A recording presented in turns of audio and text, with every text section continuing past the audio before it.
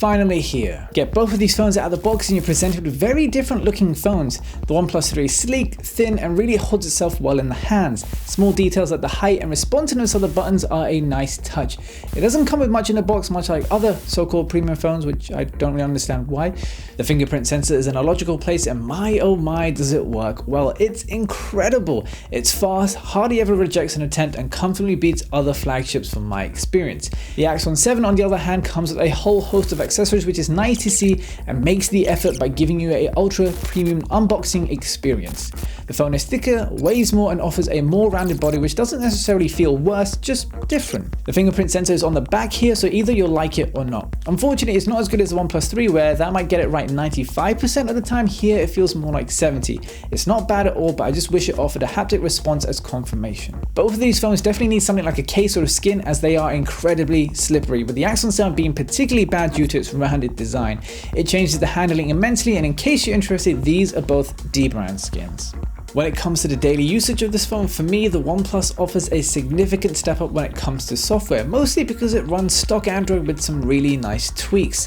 For instance, I have configured the screen to turn off by double tapping the fingerprint sensor and use a long press on the recents to switch to my last used app. Awesome.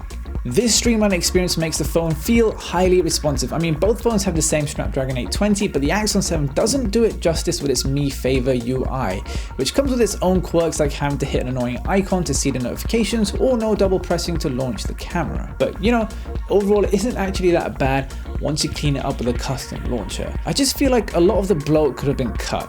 Given this, both phones run superbly, as you would have guessed, containing the latest and greatest specs. The Oneplus 3 is able to benefit more here as it has a lower resolution 1080p screen and then crazy 6GB of RAM, which is 2 more than the Axon 7. These together allow for a better experience. I mean, it just flies through everything. The experience isn't bad at all on the Axon 7, but here there have been a good number of times where it's just hung when loading something or stuttered randomly. I mean, on the upside, it has a 1440p display with an AMOLED panel, which does color shift a little when viewed off axis, but overall it's good with options to tweak saturation and temperature. I think most general users won't notice a difference in resolution, but what they will is OnePlus 3's Pentile AMOLED panel. AMOLED, great, 1080p, sure, it can make sense, but Pentile, no thanks. You're effectively lowering the resolution in the red and blue channels and text will look less clear. If you've got this or are planning to, do yourself a favor and hit the sRGB mode in the dev options for more accurate color. I guess whilst I'm complaining here, I should probably also mention the frustration of OnePlus's dash charging. Don't get me wrong, the tech is awesome and more heat efficient than Qualcomm's quick charge, but it's limited to its specific charger and cable. So now all of my battery packs are practically slow chargers. The Axon 7 on the other hand does support quick charging, which is a relief, and battery life overall is generally a lot better. If you like audio, then you know where this is going to go. The Axon 7 is a very capable phone. The loudspeakers blow the OnePlus 3s away despite it being pretty decent for a single speaker. Dolby Atmos is present and can help give perceivable depth to sound coming out of the speakers.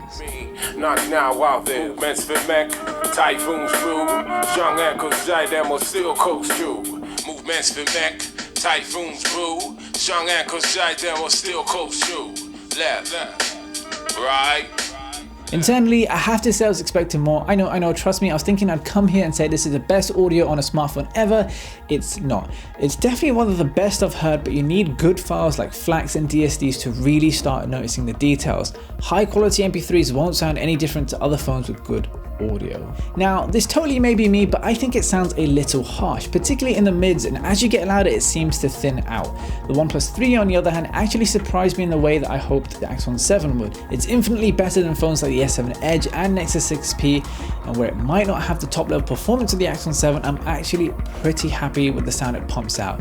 It's not as loud, but feels neutral and balanced. That just leaves us with the camera, which I know is a killer feature for most people, and you'll be glad to know that both of the phones are pretty capable shooters. Both come with OIS and face detection autofocus, which is great to see at this price, and I have to give it to the OnePlus here. The software is better, faster, and doesn't contain much bloat, which ultimately leads to a better experience. The Axon 7 on the other hand fares well, but tends to fall apart in more demanding situations.